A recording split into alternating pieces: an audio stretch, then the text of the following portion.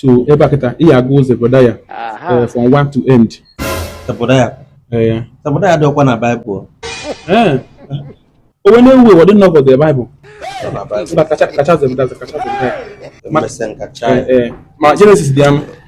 Genesis in the Bible. Yeah, go Genesis from 1 to end. Yeah, got 20 times. 20 times. Yeah, makan Lord okay. Because now Lord jam. Ana big attack and Lord. Then yeah, it was Zehab chapter 3.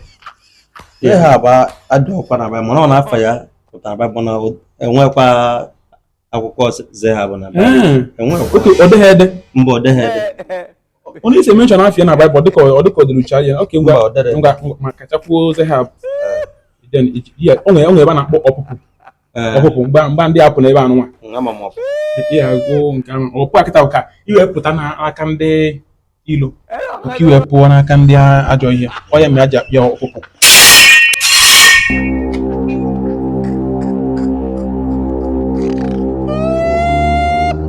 udadikwa udore apogodo onye nwa landlord anyị o so do obodo Igbo ba tole ka agba ya ọgwụ ya ka ọ na nwa ọ na-agbụgharị mma ya ka o mere gbuo mmadụ ise last year mana nwe ya ga-emeghi okwe cover gị mana ebe one of God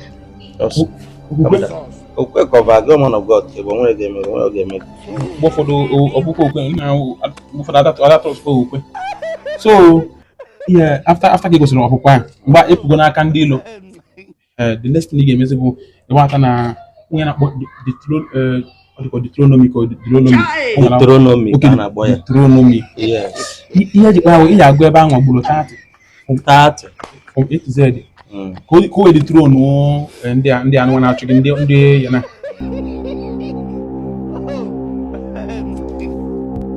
ndị ilo so ị ga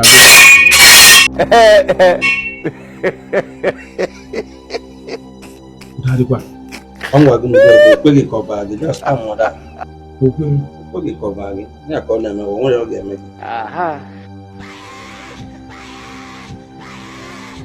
nke oji mma ọfụ onye na-ezi ego jegote mma ọ mpa nwa ala nlọdụ ya zi ego o nwere ọ ga-eme gị just come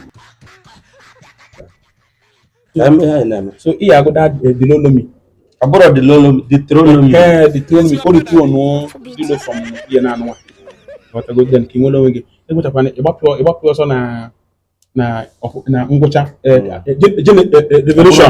revelation so ịgụcha that revelation okpukpe elu gị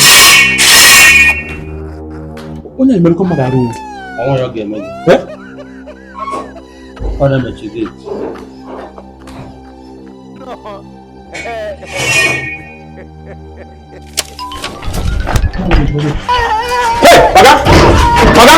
Hey, Jesus!